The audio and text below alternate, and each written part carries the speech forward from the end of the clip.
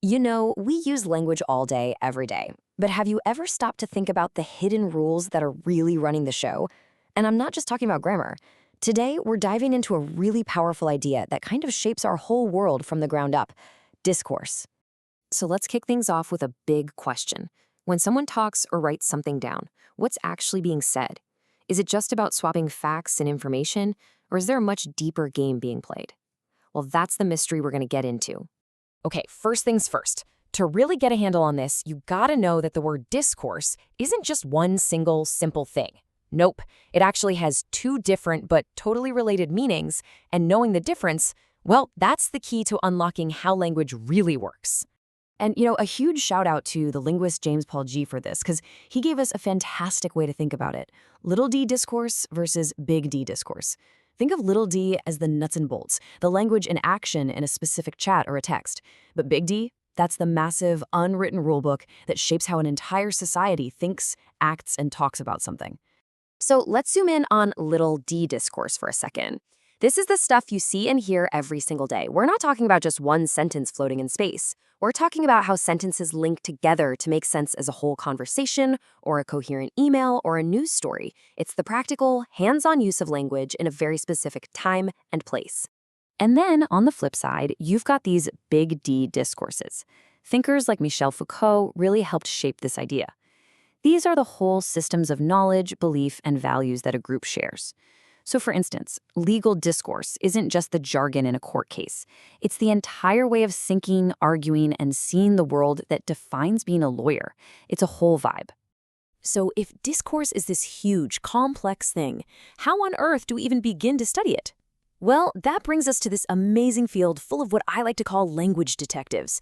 These are the people who dig into all these layers of meaning to figure out what's really going on beneath the surface. And their field is called discourse analysis. Officially, it's the study of language in context, looking at chunks of language bigger than just one sentence.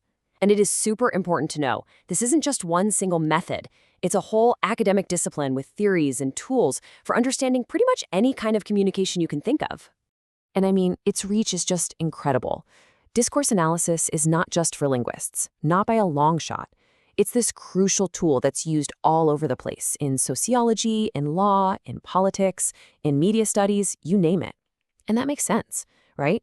Because it gives us the tools to decode the power dynamics and the hidden assumptions in any communication, anywhere. Okay, now there's another field that sounds really similar, and it's easy to get them mixed up, so let's take a minute to make a really crucial distinction. We're going to compare discourse analysis with its close cousin, pragmatics. They both look at meaning and context, for sure, but they're asking fundamentally different questions. So let's break it down. Pragmatics, it zooms way in. It looks at one single thing someone said, an utterance, and asks, what was that person trying to do right now? It's all about the speaker's intention, what's going on in their head. Discourse analysis, on the other hand, zooms way out. It looks at the whole conversation, the whole text, and asks, what social work is this language doing here? Its focus is totally social. To put it as simply as possible, pragmatics is all about the here and now. It's about what a speaker intends, how we figure out what they mean, even when they don't say it directly. It's basically the art of reading between the lines in a single, specific moment. Discourse analysis, though, it asks a much, much bigger question. It wants to know, how do the patterns in our language actually create and reinforce power structures, build our identities, and pretty much construct the social worlds we live in? It's all about the big picture. I know, this can all sound a little bit abstract. So let's make it super concrete.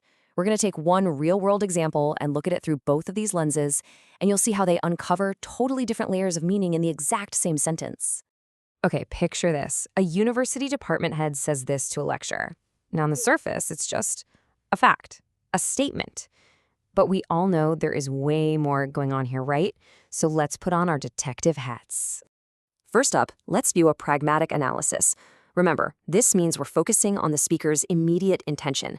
What is that department head trying to accomplish with these words right here, right now? Well, pragmatics tells us this is not just a statement, it's an indirect request.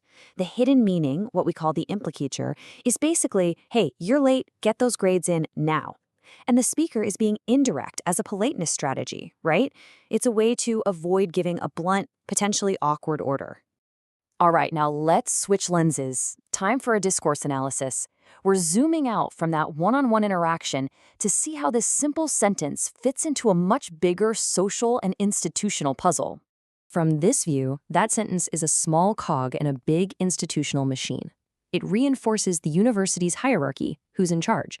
It follows a very common pattern of administrative reminders, and it actually builds identities. The head is the polite but firm authority, and the lecturer is the professional who is accountable to them. So here's the kicker, the really amazing part.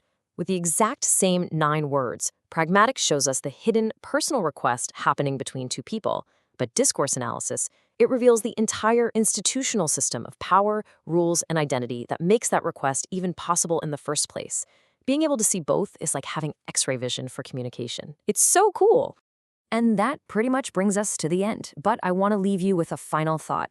Now that you know about these hidden rules and these different layers of meaning, what's the social game you're going to spot in your next conversation or in that email you're about to read? I have a feeling the answer might just surprise you.